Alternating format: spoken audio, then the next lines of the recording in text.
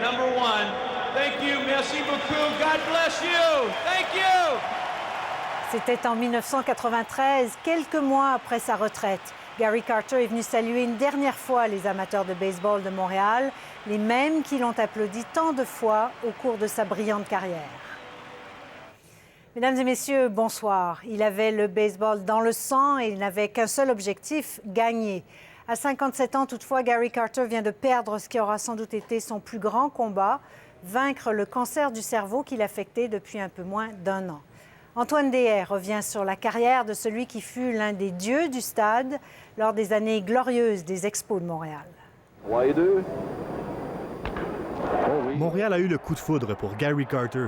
Dès sa première saison complète avec les Expos en 1975, le Kid est nommé recrue de l'année par le magazine Sporting News. La suite de sa carrière n'allait décevoir personne.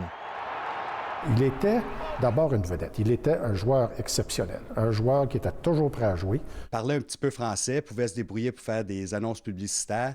Et il réalisait l'impact qu'il avait au sein de la communauté francophone.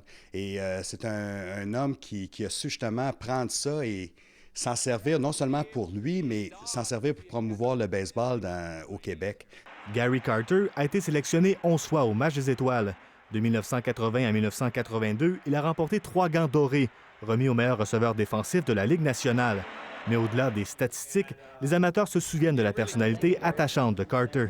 Gary Carter, c'était le Wayne Gretzky au baseball. Il avait un charisme. Il aimait jouer à Montréal aussi.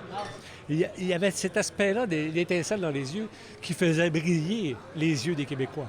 Si on pense aux Expos, on pense à qui? Philippe Alou, Moïse Alou, mais Gary Carter, c'est le dude, genre, c'est le gars. Chouchou des amateurs, Carter le rendait bien.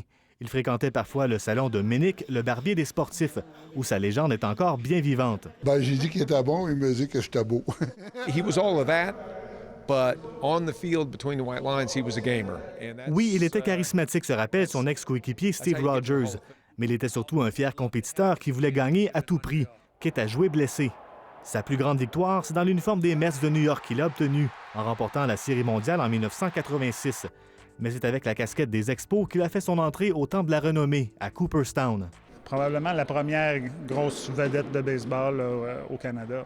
Et c'est à Montréal qu'il a mis fin à sa carrière en 1992. Il a frappé un double à sa toute dernière présence au Marbre. Jusqu'à la toute fin, le Kid a su garder sa place d'enfant chéri des amateurs.